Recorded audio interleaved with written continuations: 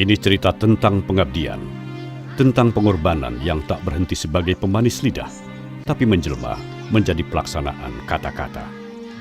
Ribuan sarjana pendidikan tersebar ke berbagai pelosok, menjadi ujung tombak dari sebuah mimpi besar, mencerdaskan anak bangsa.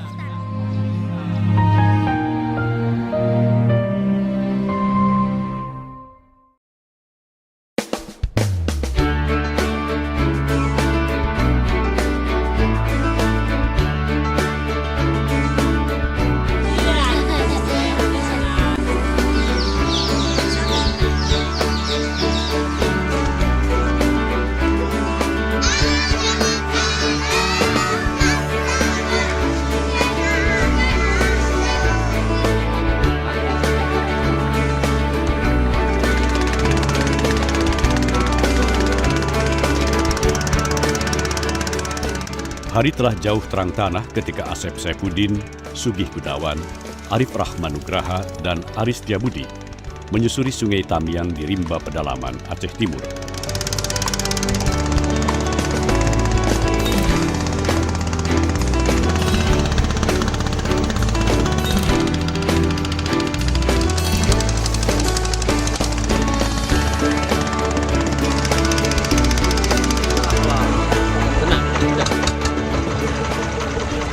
Dari segi transportasi ke sini sangat susah sekali.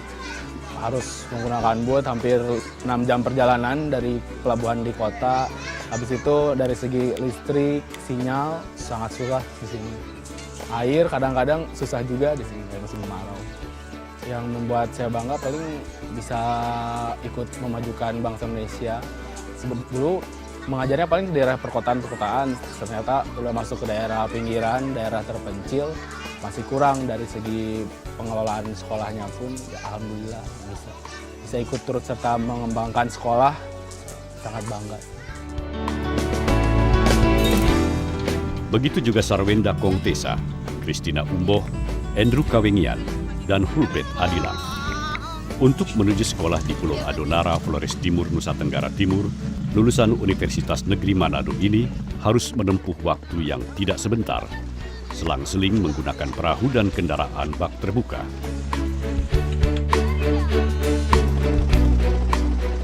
Waktu pertama kali datang, saya sangat kaget.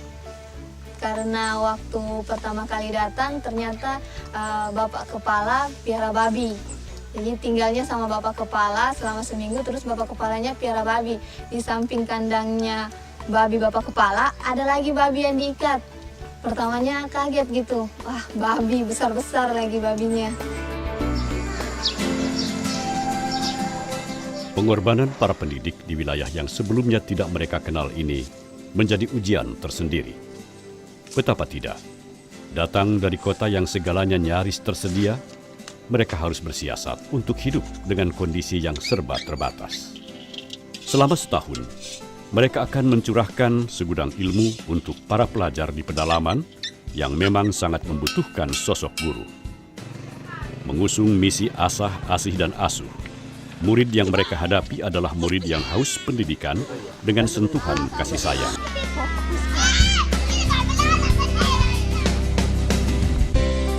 Di bawah bendera sarjana mendidik di wilayah terdepan, terluar, dan tertinggal, SM3T, program yang dicanangkan Direktorat Jenderal Pendidikan Tinggi Kementerian dan Kebudayaan, guru-guru SM3T ini adalah contoh nyata bahwa pengabdian bukanlah sekadar dongeng.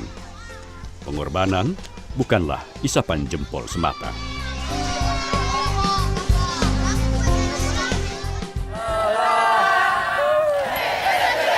Untuk menjadi guru SM3T, mereka harus mampu melewati seleksi yang ketat, tersaring dari belasan ribuan peminat.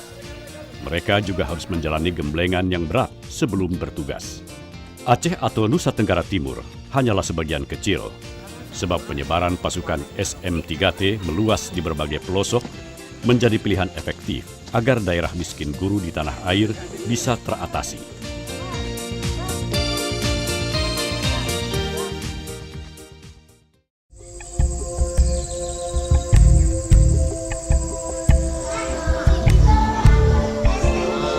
Sekitaran sekolah Bapak ngeliat banyak sampah nih ya. Apa pungutin aja apa sampah botol-botol. Belajar sambil bermain, bermain sambil belajar. Suasana menyenangkan begini jadi pemandangan yang lazim di Sekolah Dasar Negeri Melidi, Simpang Jernih, Aceh Timur.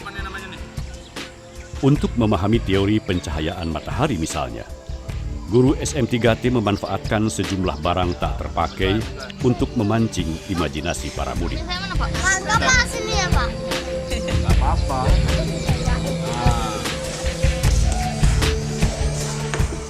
Mendidik seperti ini secara tak langsung memberi inspirasi bagi guru-guru setempat. Ada proses transfer ilmu yang mereka dapat. Ada penyerapan metode kreatif yang terserap. Ada kelebihannya Pak, sama seperti kami juga ada sebagian pelajaran yang masih sebagian yang kami tidak mengerti, dikasih tahu Pak kan. Pembelajarannya pakem Pak, bagus.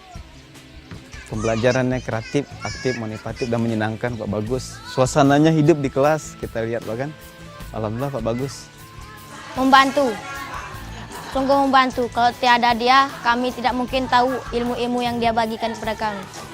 Seperti contohnya saringan air. Gimana cara-caranya?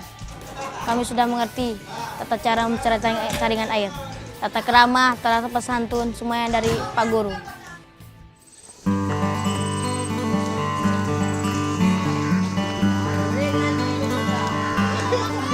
Di Simpang Jernih, murid adalah teman sejalan para guru. Momentum kebersamaan bahkan telah terbangun sejak pagi ketika guru dan murid bersama-sama menyeberang sungai menggunakan perahu tarik alias getek menuju sekolah. Di sini kami berbeda dengan ada yang di kota. Pertama, kami tidak ada transportasi untuk pergi ke kota karena jauh. Lalu tidak ada sinyal, ya. Jadi kami menghubungi orang tua harus pergi ke bukit, ya, bukit sinyal.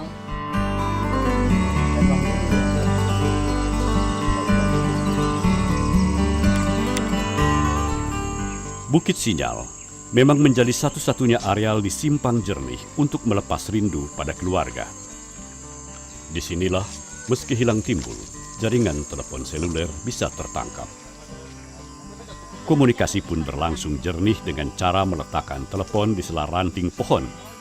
Gerak sedikit, pembicaraan akan terputus. Waalaikumsalam. Ya Beh, sehat Beh? Alhamdulillah. Kita bisa pulang jika lebaran di dia. Kita berudak. Lebaran di dia. Lebaran di dia. Insya Allah puasa di gunung biasa.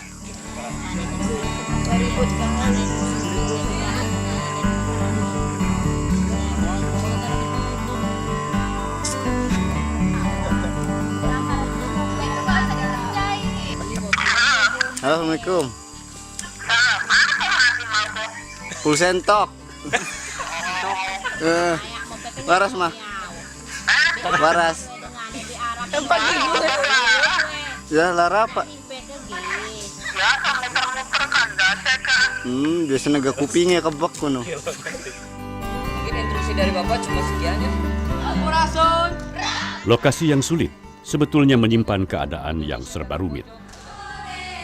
Sekolah yang cukup baik rupanya tak serta-merta memperlancar proses belajar mengajar, sebab persoalan paling mendesak di sebagian besar wilayah sasaran SM3T adalah tenaga pendidik yang kurang. Betapa tidak, di Simpang Jernih misalnya, dari 6 guru, 4 adalah guru SM3T dan sisanya guru lokal. Bagi kami, bangunan itu tidak penting. Bagi kami, bangunan sudah berdiri kokoh. Bagi kami, buku-buku sudah tersedia dari pemerintah. Guru yang tidak ada di sekolah ini. Sekolah ini cuma ada 2 guru dan 4 dari kami. Seperti itu. Bahkan kalau daerah terpencil ini gurunya masih minim. Jadi apabila guru yang tidak hadir, mungkin ada yang sebagian ruangan yang nggak ada, SM3T membantu gitu Pak. Dia langsung membantu. Kan sebagian, apalagi Pak di SMP, seandainya kalau tidak ada guru SM3T maka sekolah SMP itu akan tutup Pak. Tutup sekolah, saya jamin tutup. Sesungguhnya, Simpang Jernih adalah wilayah yang kental dengan kisah pilu. Di sini, duka pernah menggetarkan program SM3T. Itu terjadi ketika Geget Zaludio Sanua Anafi dan Winda Yulia gugur dalam tugas. setelah terseret deras arus sungai Tamiang dalam perjalanan menuju sekolah. Kendati sulit memadamkan kesedihan, keluarga tetap bangga pada totalitas pengabdian Geget dan Winda. Almarhum Geget pas waktu ikut SM3T dan diterima gitu ya di SM3T. Dia pertama kali itu mengungkapkan kegembiraannya bahwa dia bisa berjihad. Dari situ mungkin ya salah satu cara bagi pemikiran dia, salah satu cara bahwa inilah pengabdian dia dalam mencerdaskan bangsa, meraih orang-orang kecil, terbelakang, orang-orang terbelakangnya, orang-orang yang istilahnya di pedalaman. Pedalaman. Lokasi ini memang jadi problem tersendiri bagi pendidikan di tanah air. Masalah mereka sama. Guru kurang dan murid kerap terlantar.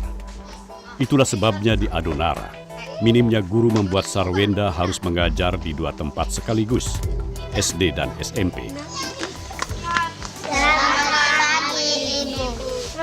Selamat pagi teman-teman. Selamat pagi semuanya. Pagi Ibu. Silakan duduk. Terima kasih Ibu. 10 bulan sudah Sarwenda menjadi guru SM3T di Waikela, dusun di Adonara Tengah, pulau kecil di dataran tinggi Larantuka. Kehadiran Sarwenda selalu ditunggu murid-murid SD Katolik filial Waeberno. Tak ada jarak antara dia dan anak didik. Citra sebagai guru yang ditakuti sama sekali tak melekat. Haram bagi guru SM3T mendidik dengan cara yang penuh dengan kekerasan.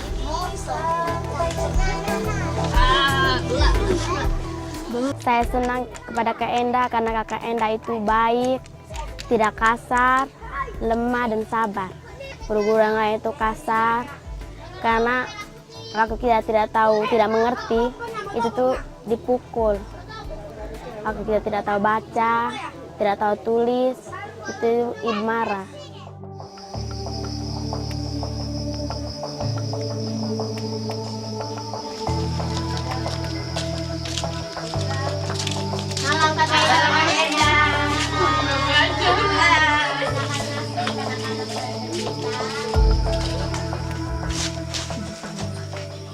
Di wilayah sasaran SM3T, predikat guru kerap kali memudar.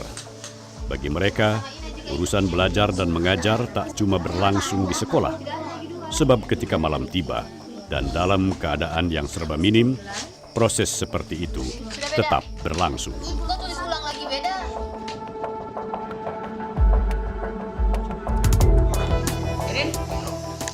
Di Simpang Jernih, pendidik SM3T juga kerap meluangkan waktu untuk mengajari murid mengaji, terlebih lagi saat tiba bulan suci.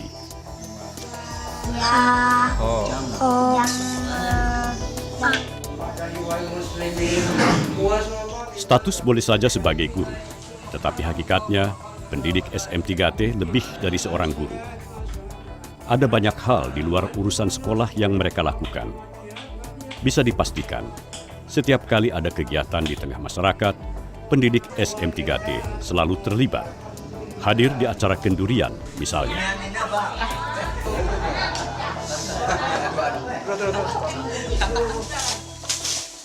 Atau kerja bakti membersihkan lingkungan.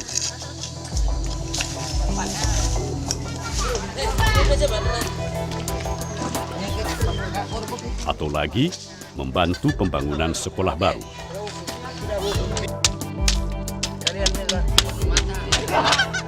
Ibu Endang sangat dibutuhkan oleh masyarakat di sini, dan Ibu Endang juga boleh dikatakan bahwa memiliki warga ataupun memiliki masyarakat yang sangat luar biasa di dusun Waikela Waimatan.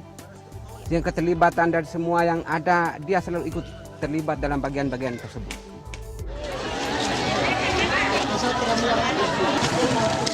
Bahkan ketika seorang warga meninggal dunia, Sarwenda pun tidak canggung untuk turut serta mengikuti proses pemakaman dengan ritual agama Katolik.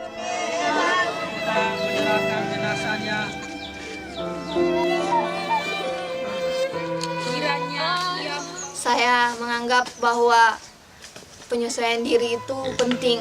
Saya harus menghormati adat mereka, kebiasaan mereka, terus keseharian mereka, terus anak-anak yang saya ajar, saya anggap sebagai adik-adik saya sendiri. Mereka yang menghibur saya.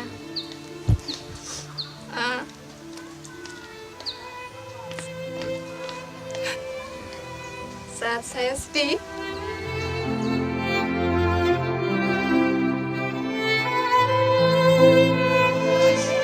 Sarwenda tak tahan. Seorang murid yang memiliki kebiasaan tak lazim mengganggu pikirannya sebelum masa tugas berakhir. ada satu anak itu yang selalu menjadi beban buat saya gitu. Terus datangnya cuma datang, duduk, bawa tas, bawa pulpen, tapi ketika buku dan pulpennya dikeluarkan dari tas, dia hanya pegang pulpen tapi tidak akan menulis. Jadi bukunya itu seharian itu kosong aja. Tinggal sebulan lagi saya akan pergi. Saya harus memberikan yang terbaik buat mereka, agar ketika saya pergi mereka bisa menjadi lebih baik lagi dari sekarang.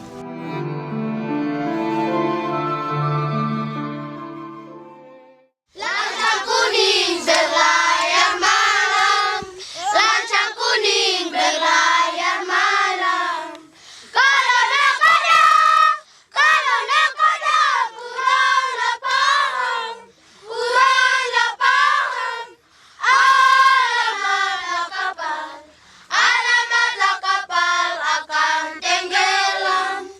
Alamatlah kapal akan tenggelam. Lancang kuning berlayar malam. Lewat lagu Lancang Kuning, nyanyian rakyat Riau, sekumpulan bocah sekolah dasar di pedalaman Papua ini mencoba memahami bahwa Indonesia sesungguhnya tidak cuma Tiom, tanah kelahiran mereka yang terkepung lembah dan pegunungan. Jamu godong tele, Murid-murid ini belajar lagu kedaerahan dari Ipri Ningsih dan Rina Anzelina Nainggolan, dua guru alumni Universitas Negeri Medan dan Riau yang sudah hampir setahun menjadi pendidik di kawasan pegunungan tengah Papua.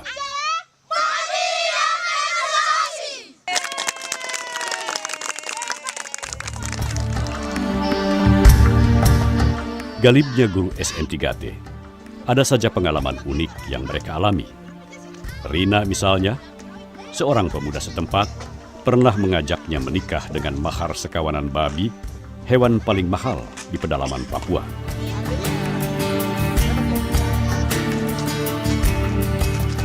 Ibu guru, kalau kau sudah datang ke sini, kau harus cari suami orang sini juga, orang Guningame juga, dia bilang begitu. Baru saya kasih jelas lagi, Bapak, saya ke sini mau mengajar bapak-bapak sama mama-mama punya anak. Saya ke sini bukan cari suami atau apa, saya bilang begitu kan. Tidak. Baru tidak ada pertemuan, saya menolak, dia maksa. Saya menolak, dia maksa. Saya menolak, dia maksa. Di sini, guru harus pula berjalan puluhan kilometer menjemput murid agar mau bersekolah. Bapak, mari. Di awal-awal kita juga kebingungan. Pas mengajar itu yang hadir kenapa cuma 2 orang, padahal siswanya ada 15 orang. Kita menjemput ke rumahnya, bersosialisasi kepada orang tuanya, memberikan gambaran bahwa sekolah itu sangat penting. Mereka juga harus siap menyediakan waktu di luar jam belajar. Maklumlah, mereka tak mungkin memberi pekerjaan rumah, lantaran sebagian besar murid di pedalaman Papua masih menetap di Honei, rumah adat yang pengap dan gelap. Murid guru SM3T begitu beragam.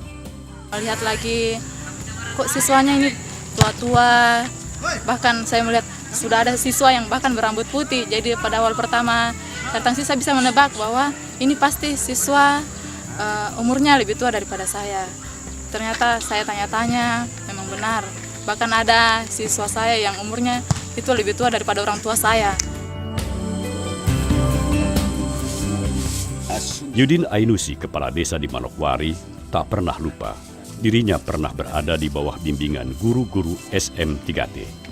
Kami ingin sekolah supaya apa yang kami tidak tahu bisa tahu. Jadi saya ingin mereka tetap di sini supaya bisa yang tetap di pelajaran ekonomi tetap, terus bahasa Inggris tetap, karena tenaga di sini kurang. Kini Yudin bisa menularkan ilmu ke anak-anaknya, agar nasib mereka tak seperti dirinya yang terlambat bisa menulis dan membaca. Karena itu, sekali lagi kehadiran SM3T ini luar biasa. Di dalam jangka pendek, mereka sudah berhasil mempengaruhi guru-guru lokal untuk juga terpancing untuk mulai aktif. Jadi dengan kehadiran SM3T, teman-teman guru ini yang lokal yang ada di mana-mana ini, lihat bahwa guru-gurunya ini sudah mulai meningkat. Mereka mulai kembali, mulai belajar. Seperti itu.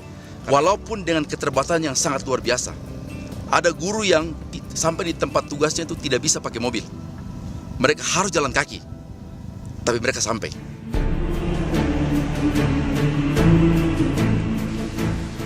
Pagi masih basah ketika Hasan Basri, Gunstiani, Obi Efleni, dan Fahmi Yusuf membawa perlengkapan dapur melintasi jalur sungai dan naik turun bukit.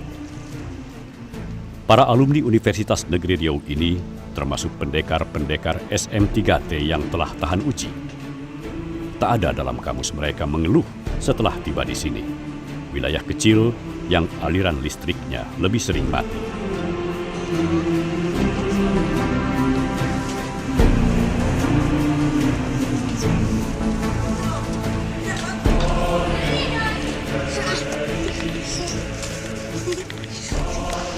Halo anak-anak.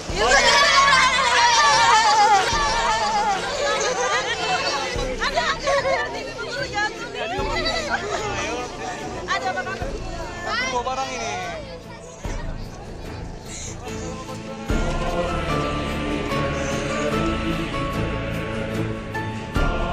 Selamat pagi. Pagi. Apa kabar? Oke, semangat deh.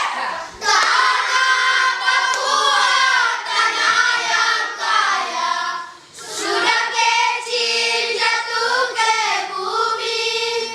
Seluas tanah, sebanyak batu, adalah harapan. Hitam putih, keriting rambut, aku Papua. Totalitas kasih sayang dalam mendidik melahirkan kedekatan yang tulus. Murid-murid ini begitu mencintai sosok guru, layaknya sahabat. Mereka begitu akrab. Kalau meninggalkan anak-anak di sini tentu jujur siapa guru mereka lagi. Kemudian apakah guru asli di sini akan melanjutkan perjuangan kami, dan apakah anak-anak ini masih bisa belajar setiap hari gitu kan? Mau ibu guru pulang? Tidak mau. Tidak mau. Tidak mau. Mereka tak bisa jauh. Ketika Obi yang tak lama lagi selesai bertugas berpamitan, tangis mereka pun tak terbendung.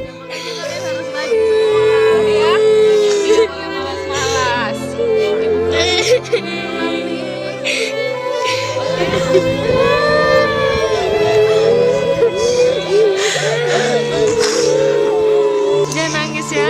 Jangan nangis, oke? Jangan nangis. Udah.